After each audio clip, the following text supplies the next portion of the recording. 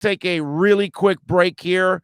When we come back, we are going to talk to ALAiN POUPART. We are going to get into a little Miami Dolphins with the Sports Grill Miami Dolphins Insiders Report. We will do that next. There's many ways to support our program, from subscribing and liking the show to visiting our terrific sponsors. Another way is using Cash App. If you would like to donate to the show and help us grow, download Cash App and search Cash Big O Show. That's Cash Big O Show. We appreciate your support as we continue to build the best sports show on the planet for South Florida sports fans. Support the Big O Show by using Cash App and donate to Cash Big O Show. Thank you for your incredibly loyal support.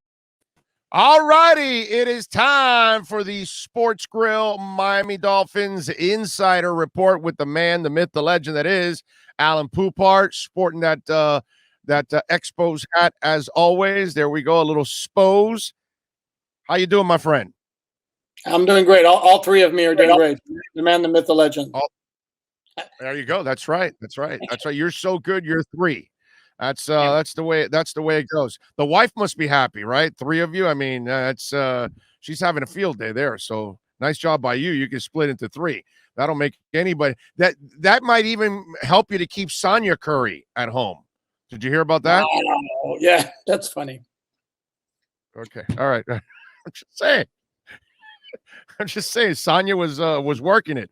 All right. Anyway, first of all, yesterday, the receivers got back, and I was having a conversation with Omar yesterday in our segment, and he was thinking that maybe the injuries were a little bit more serious than maybe they're even letting on. And to me, I told him I think they're slow walking this. I think these guys can play if they really needed to, if there was a regular season. And I think they were, and sure enough, they went out there to practice. And I think they've been slow walking this thing. Is that what you kind of got the impression when you saw them yesterday on the field? Yeah, no, quite. Well, 2 points. So to me, the telltale sign is, even though they weren't practicing, you would see them come out on the field, Parker, Fuller, Wilson, and pretty much all the time there was no compression sleeve, no brace or anything. And you see them walking around and they're walking fine, which basically tells you you're dealing with soft tissue injury, nothing major. So that was one thing. And the other point I would make, though, is, yeah, they were all back yesterday. It was also a walkthrough. Right. They're practicing today, a regular practice. I think it's a bigger sign if they're all out there again today and doing full work and not just some position drills, and then doing nothing in team drills. But it also, again, now we're ramping up a little bit. Now we're 2.5 weeks before the start of the regular season. So now the time has come where it's not quite as necessary to be as precautious. Now you want to try to get them ready for the start of the regular season a little bit. Yeah. And for me, you and I may agree or disagree on this one, because some people were talking about, well, does this hurt Tua's development that these guys were out?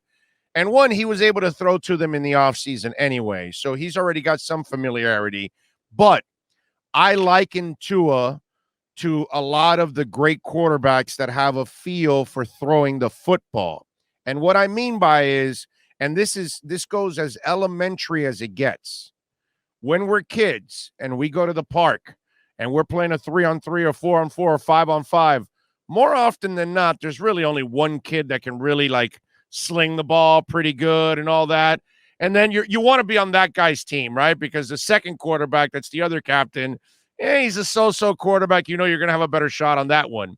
And usually there's another kid that bikes over from another neighborhood because they weren't doing anything at his park at that moment. So he comes over, hey, can I play?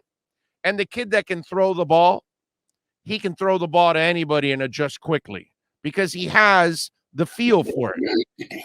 And for me, Tua, when we see these mechanical guys that they need the practice, they need the timing because they don't have that elite feel, I think Tua's that guy that has the elite feel and that he can adjust quickly with these guys. In half a session, he'll be right on target with them and feel the timing for them. So for me, them missing time was not going to affect Tua at all. Your thoughts on that? Well, I mean, there's something to be said for like developing a rapport with a receiver and then knowing how he likes to run his routes. But if the concepts, and then basically I think a lot of what the Dolphins are going to be doing are like is quick passing, especially what you saw Saturday night. There was a lot of quick passing on those drives throughout the first half. And basically, again, it could be receiver A, B, or C. It doesn't really matter. Be at the spot where you're supposed to be, when you're supposed to be, and I'll get it there. So, I wouldn't necessarily want Parker, Fuller, and Wilson not to appear in any practice before the start of the regular season. But I think the issue of having to work with somebody in training camp in order to have success during the regular season, yeah, I agree. That's a little bit overblown. Yeah, my point is he doesn't need 3-4 weeks with these guys. You know, a couple practices and he'll get it going right away.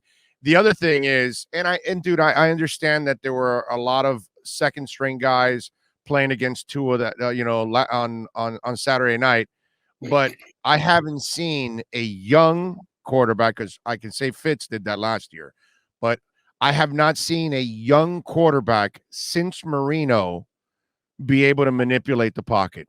All the young guys that they've ever had, I don't care if it's Tannehill or Beck or Pat Wyatt or what, none of those guys ever had a feel for the pocket. I have not seen it since Marino. You agree or disagree? Yeah, but if we're going to be honest, if we're going to be honest, that's a pretty low bar. Because I know, but I'm just saying how bad it's been here that it shows you the difference mentally from where this kid is at compared to all the other kids you've had in the last 20 years is what I'm saying. That those guys weren't nearly as developed as this young man and have an understanding of what's going on. That throw he made to Gesicki, that's just stuff that I never saw young guys ever come get in a Dolphin uniform and do stuff like that. Only Marino. Among young quarterbacks, yeah. But again, like I said, it's a low bar, and there's a reason he was picked 5th overall. And the accuracy and the feel in the pocket like that, I don't think that was ever a question with Tua. And what I took from that game is in a microscopic thing, I don't put a whole lot of stock in it because that Atlanta team that saw the field on Saturday was 17 degrees of bad. I mean, that was brutal. Having said that, to me, the purpose of training camp in the preseason when it comes to Tua is you want to see signs that give you hope that he's going to take that big leap in the second season. And you were continuing to see signs. We're continuing to see signs. And regardless of how god-awful that Atlanta team was on Saturday night, his performance to me doesn't say, oh, well, he's going to kick butt in the regular season. Look what he did against Atlanta. No. What you take from that game is you saw – again, signs of why there's reason for hope that big jump is coming. What do you think happens? Because I know this is all new to all of us, man. This 3-game preseason. We still have a little COVID mixed in. He's looked good so far. Do you play two? I know the Lions should play a shitload in the first half at least this week. But what do you do with Tua and some other guys? What do you risk it now? Well, yeah, that's a good question. That's a good question. I think the fact that there's, you're looking at 2 weeks before the regular season starts. If you don't play him, now you're looking at 3 full weeks without game action before you get into week 1 against the Patriots. I'd be inclined to play him a little bit. Again, if for nothing else, then to keep building that confidence that he's showing out there. To piggyback off of you right now, you're thinking like you play him like maybe a series or 2 with Parker and Fuller and those guys, so he gets just maybe a series or 2 with those starters, and then you can say, all right, shut it down, kid. Let's go. Brissett, it's your show from here on out. Make perfect sense. I'd be on board with that. We have gotten no indication whatsoever of what the Dolphins want to do from Brian Flores, which is shocker, par for the course. So, I kind of be again, if I read Brian Flores the way I think I'm able to read him, which probably is not very well, but Right. I'd be inclined to think that he does see some action against the Bengals. All right. All right. Interesting stuff. Of course, you can follow him on Twitter and you see it right there on the screen. But if you're podcasting, you can't see it. POUPART NFL. Make sure you follow him there. You can catch him twice a week here with the Sports Grill Miami Dolphins Insiders Report. How did the guys look? How did the receivers look that came back? Ooh, you froze on me. What'd you think? Yeah, I lost you there for a second. My screen froze. I'm sorry. What was the question? Okay. What'd you think of the receivers when you saw them yesterday return from the absence? Let's say, how did they look? It was a walkthrough. I can't. Just for me to even. But no limping. They were moving fine. They were moving fine, but particularly Fuller was probably the one since he's been out the longest. He moved perfectly fine. He said afterward he feels perfectly fine. And again, they were being extra precautious with all those injuries. No, he looked perfectly fine to me. And then same with Parker, same with Wilson. I don't foresee any issues in the near future. But again, you're dealing with guys who kind of have that history, so it's almost you're holding your breath every time they go out to practice, right? Yeah, no, I'm with you. And it looks like we're kind of settled in on the line for now. Those 5 guys are going to be the starters when the season opens. And then Eichenberg, as the season goes on, maybe he gets some playing time as the season goes on. And who knows if Jesse can, hopefully he can hold up too, because he kind of looks like he's a little dinged up a little bit there. Yeah, well, when he threw out that comment early in training camp about the reason why they were holding him out of some drills and cutting short his practices, and he's talking about knee swelling management, first of all, which I had never heard a player mention that before, that kind of raised a red flag big time there. So, yeah, is he going to be able to last the whole season? But I think as it stands right now, clearly Jesse Davis at right tackle is the best move for this team. I don't think there's any question about that. Ray is asking, what rookie does ALAiN see making the biggest impact on the team, and who has been the most disappointing? Among the rookies making the biggest, it's got to be Jalen Waddle. I mean, I would think. I might have told you a little while back. I mean, you can make a case for Javon Holland because the football finds that kid like crazy. But my guess is Jason McCourty is going to be the one who's going to start at safety alongside Eric Rowe, because I think Flo would rather have a veteran presence back there. But I could see Holland making some picks. But as far as the biggest impact, it's got to be Waddle. And you kind of saw a glimpse in that first half against the Falcons of how they're going to use him, which is you saw the jet sweep, the bubble screen, the short comeback. You're going to see quick slants. It's going to be a lot of that because, again, Tua has the ability to hit him in stride and what's the word I'm looking for? And give him the best chance at yak, and Waddle certainly has the speed to do yak. On the flip side, you can make a case for both Phillips and Eichenberg. Phillips, of course, was sidelined for a week because of the groin injury, and then I kind of zeroed in on him after doing a rewatch of the game, and he was completely neutralized, didn't do a thing in the preseason game against the Falcons. Again, that was the first time out. And I like the kid coming out of college, but that was kind of disappointing to see. And Eichenberg, you could say, is a disappointment in the fact, again, I hate to keep harping on it, but I'm going to anyway. The fact is they gave up a 2022 third-round pick to move up, and the guy looks like he's not going to be starting right off the bat. Right, but he's the only guy that has a legitimate veteran in front of him as an option to make the coach feel better, because to use what you just talked about now, you said McCourty would make Flores feel better having a veteran presence there, even though Javon Holland has been very impressive in the training camp in the preseason, yet he's going to choose the veteran. Eichenberg would had to have been an absolute monster to end up starting over Jesse Davis, because that's the veteran. That's the experienced guy. And you also know, you interviewed him, and I saw the interview. The offensive line coach has immense respect for Jesse Davis. He likes Jesse Davis a lot. So I'm just thinking that maybe Eichenberg's road to starting was a little harder than the other guys because he's the one guy that has Jesse Davis in his way. Well, he also plays the one position where there's not going to be a rotation. Like, for example, Holland could get a lot of playing time at safety even if he doesn't start. Jalen Phillips is going to get a lot of snaps at outside linebacker even if he doesn't start.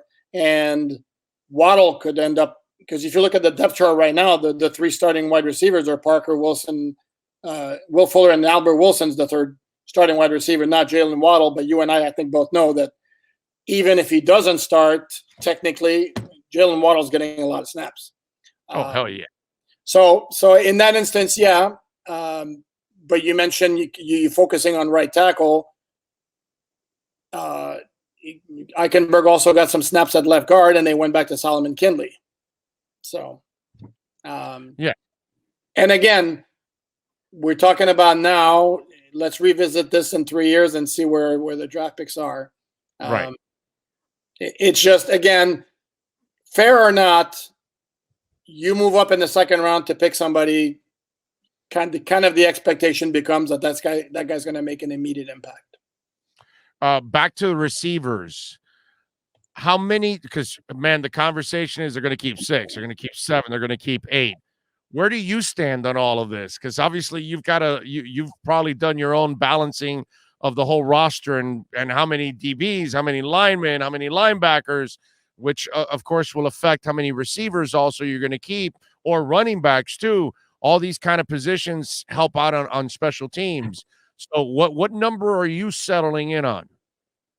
It's funny you should mention that because I'm in the process of actually writing a story, like projecting the roster battles and what it might look like come next Tuesday. That camera works, by the way. That camera works for me while it's off, so I just want you to know. But go ahead. I'm sorry. The camera works for you while it's yeah. That camera that you're looking into right now. Okay. See, I'm tracking you even when it turns off. Okay. See, so I knew what you were working on. See. There you go. Okay. I'm spying. Okay, well, then you know what I wrote. I was spying on all 3 of you. Okay, got it. That's funny. So here's the thing: is I've been doing this for a very, very long time. First of all, I've never heard of 8 wide receivers being kept on the 53, so I don't see that. 7 is, I think I may remember that happening like one time, like in my 30 plus years of doing this.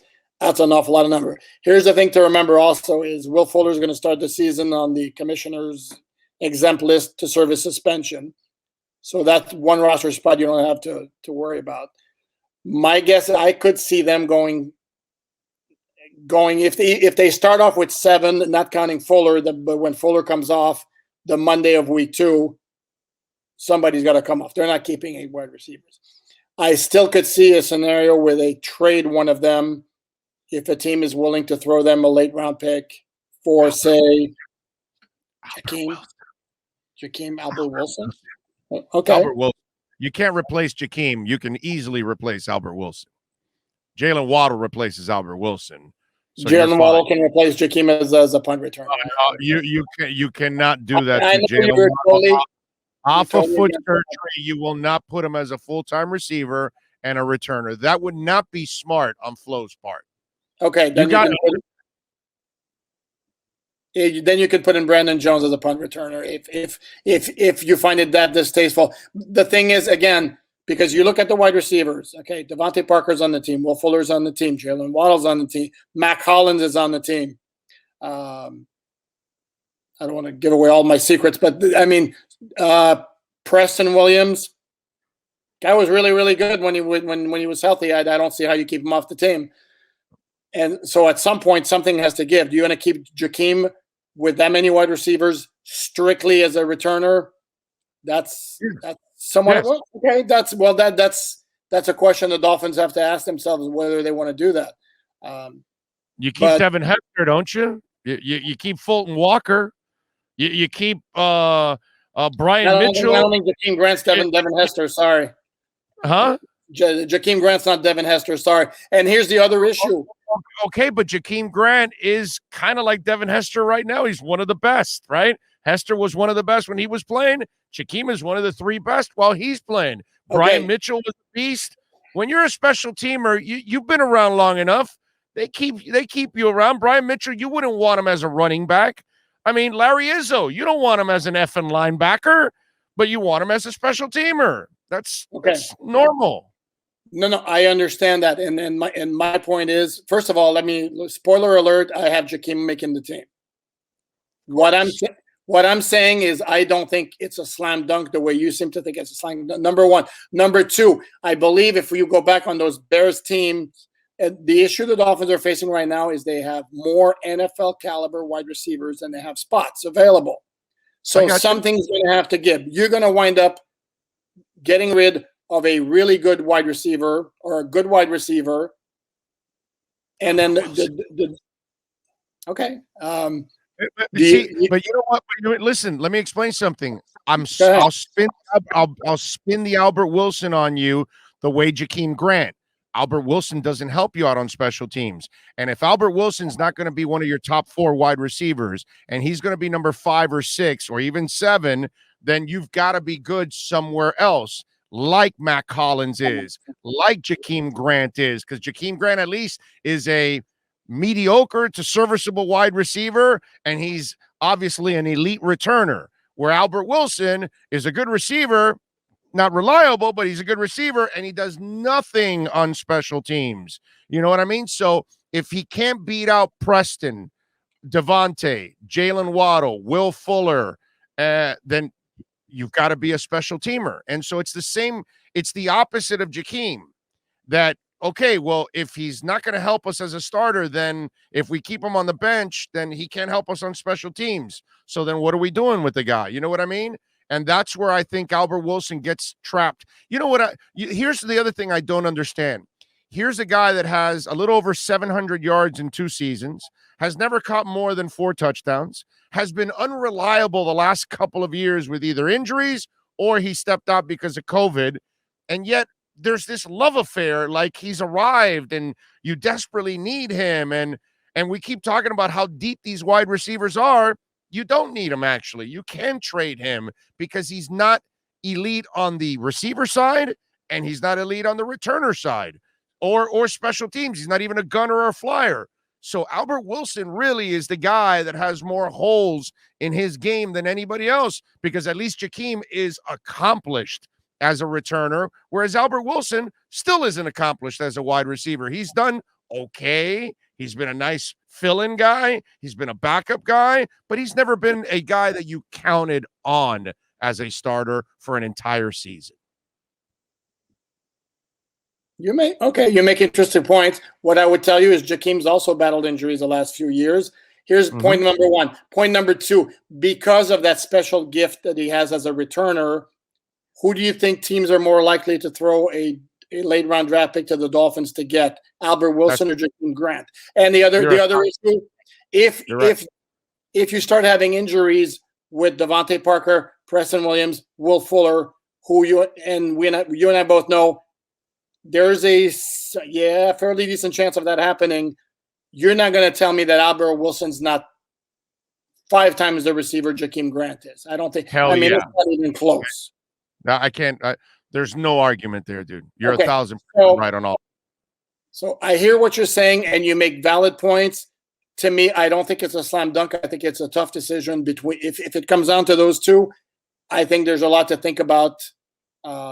And the love affair with Albert Wilson is quick, and he showed you at times in 2018, for example, if you remember the game against the Bears, where he takes a 5-yard pass from Brock Osweiler in the middle of the field, turns that thing into like a 60-yard touchdown.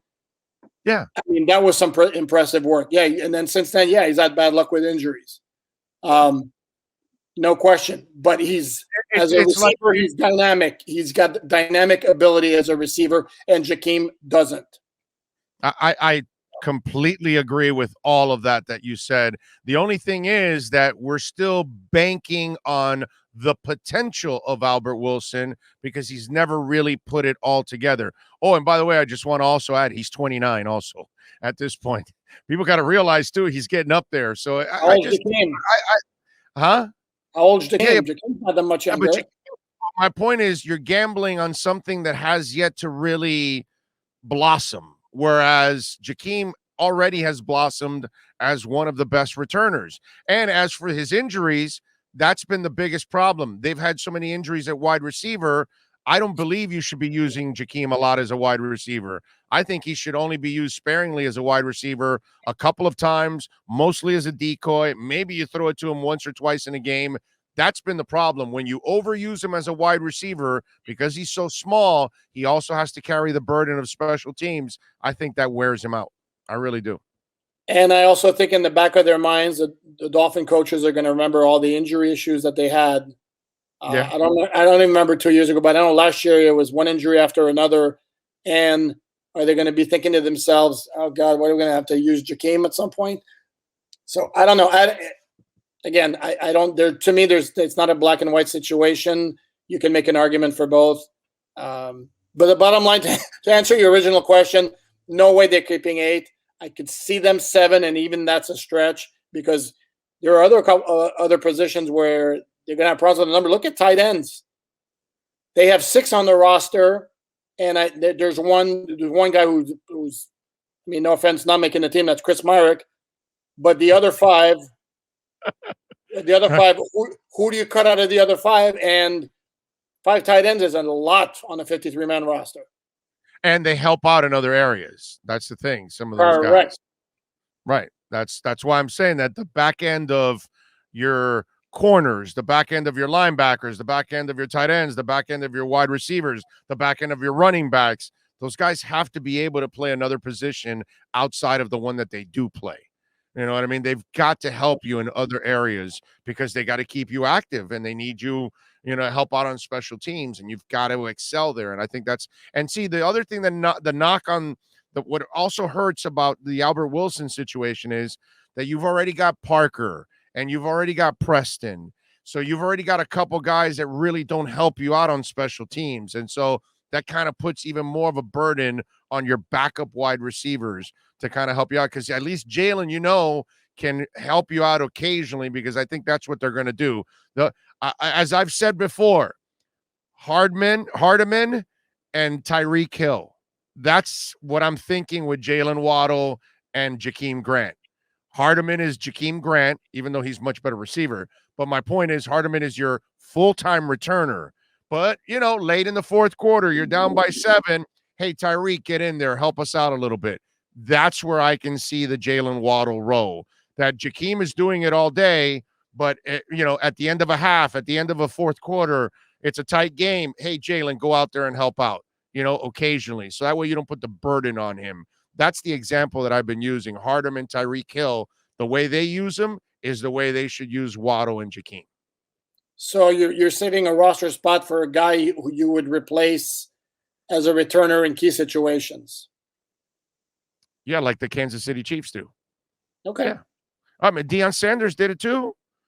He was replacing somebody. Not in his first, second year, he did it all the time. But then as he got older, they had a full-time returner. But then once in a while, they'd put Deion back there. That's the same thing, dude. Darrell Green did it too. Once in a while they needed a little boost. So you bring your elite player, but you don't want to put your elite player back there every single time, because as you know, you and I watched Troy Vincent walk off the field with a knee injury, and then everybody was ripping Shula. How in the hell are you playing Troy Vincent, this and that? Meanwhile, here's Jimmy Johnson playing Zach Thomas and Jason Taylor the first 3 years of their careers on special teams. Mm-hmm. You know what I mean? You use your best on special teams, but those elite guys, you don't put them full-time. You sprinkle them in every once in a while. But I don't like, no offense, but I don't like the Hardeman comparison because he's so much better of a receiver than Jakeem is. Yes.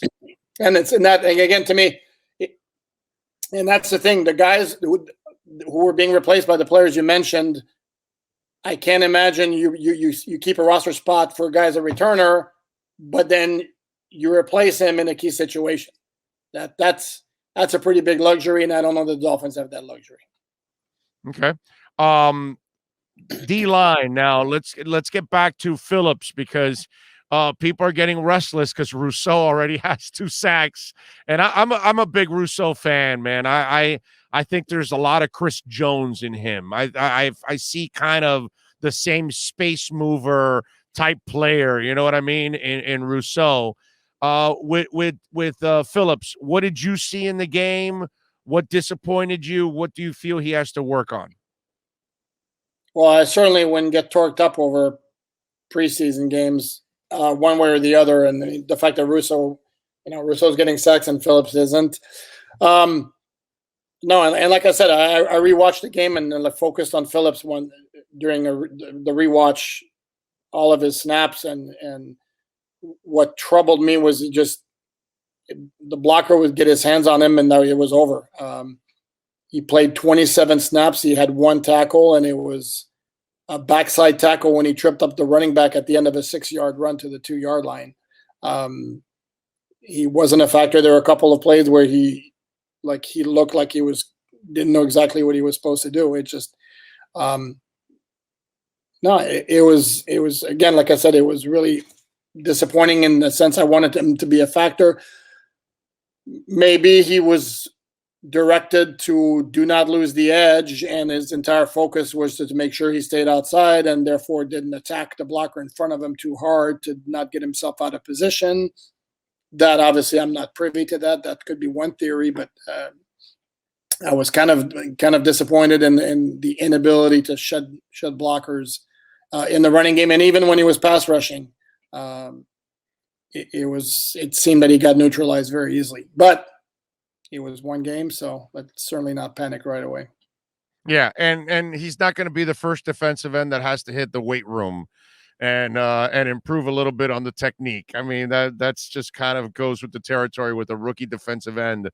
Sometimes not all of them, get off the draft and then all of a sudden start dominating right from the get-go. Some of them have to figure it out a little bit. So we got to give him some time. We got to be a little fair with him, and hopefully he'll be able to get some playing time this week to get a little bit more acclimated at this level. All right, so what are you working on SI so folks can check you out, my man? Well, as I mentioned earlier, I'm then doing the big look at the roster and the roster battles and trying to come up with my own 53. And man, it's not easy. I can tell you that. I'm about 3/4 done, and it's been tough. I'm about to head out to practice pretty soon. I'll have my obligatory complete practice observations. It's funny, I had a gentleman on Twitter tell me today he was going to be out at practice, and I said, "Good, you can keep me honest. You can see if what I'm writing is actually what's going on out there." So we'll have that, and whatever news pops up the rest of the day. Looking forward to it. Follow him on Twitter at POUPART NFL. Catch him twice a week here for the Sports Grill Miami Dolphins Insider Report. He is ALAiN POUPART. ALAiN, thank you, my brother. Appreciate you. Have a great day. Right back at you, Bigo. Thank you. You got it. There you go with the Spose hat and all. We love it. All right. Sports fans love a place with great food, cold drinks, and TVs everywhere. That's why sports fans love Sports Grill and their 7 amazing locations. Check out the Bird Road location at 11481 Southwest 40th Street in the back corner of the West Bird Shopping Center. Sports Grill is also now offering some great employment opportunities. All kinds of positions are now available from kitchen to hosting. Call for more information at 305-485-8845. From wraps to salads to amazingly delicious specialty dishes, Sports Grill is the home to the legendary special grilled wings. Since 1987, Sports Grill, good food, good drink, and good friends.